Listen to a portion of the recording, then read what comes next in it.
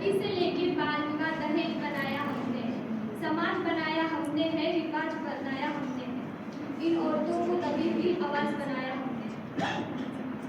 First of all, I would like to say a big thanks to all the faculty of RJ Sapkar Institute of Pharmacy to giving me such a great opportunity to stand here and speak on this special occasion. My warm greetings to all of you on the special occasion of International Women's Day. Men and women, irrespective of their gender, they bring together, work in tandem and achieve something big that greater than their irrespective name and faith. We will have to realize and recognize that leadership and competence has no gender. I am sure all the women out of here will agree with me that our mother and grandmother put us on a very strong platform. They, on their timing, they found a very pitch pattern for the issues that we take for granted today. The right to want to study, the right to want to work, the right to want to marry a person of their choice, and sometimes even the right to want to take a decision of their child to whom they proud on this world. अगर life की एक film है तो हम लड़कियों की शुरुआत हमेशा स से सॉरी के ही शुरू होती है। Living life by the choice of society. Why don't you think that we have to change today? थोड़ा ढक लो, थोड़ा धीरे बोलो, थोड़ा ठीक से चल, थोड़ा फिट हो जाओ। ये थोड़ा थोड़ा करके मचा दिया है शोर, पर not anymore. Talk too much तो feminist, laugh too much to see so easy, so much pressure within it.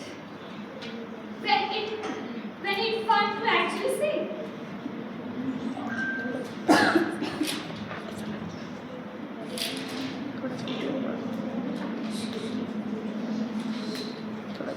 आज जितनी टिप्पणियां एक महिला के ऊपर दे रही उतने पुरुष नहीं देते। आज भी ट्रेडिशनल घरों में जहाँ पे बुजुर्ग महिलाएं रहती है वो अपने घर का नियम अपने हिसाब से बनाती है। उनकी बहू ये नहीं करेगी, मिट्टी में कम जाएगी, ये काम नहीं करेगी, वो नहीं करेगी। मतलब महिला ही रूल्स बनाती है कि महिला ही कैसे रहेगी। वो अपने इसलिए आजकल हम देखते हैं कि कई जगह पे लड़के जब अपनी वाइफ को अपनी मॉम से कंपेयर करते हैं कि जैसे उनकी मम्मी है वैसे उनकी बीवी होनी चाहिए।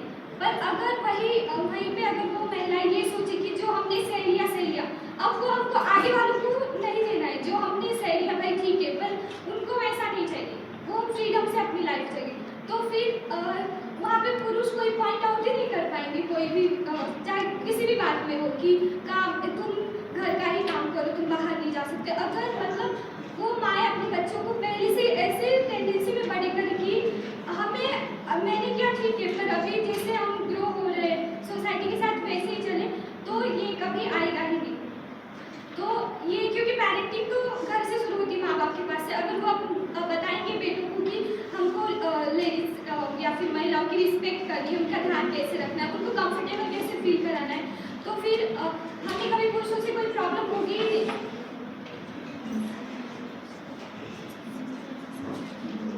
तो इसलिए मैंने एक कविता भी बनाई स्त्रियों पे, ताकि मतलब आज की स्त्रियों पे, ताकि वो मोटिवेट हो सके और अपने लिए जी सके, या फिर अगर कुछ बुरा हो सके तो उसके लिए वो लड़ सके, अपनी आवाज़ उठा सके।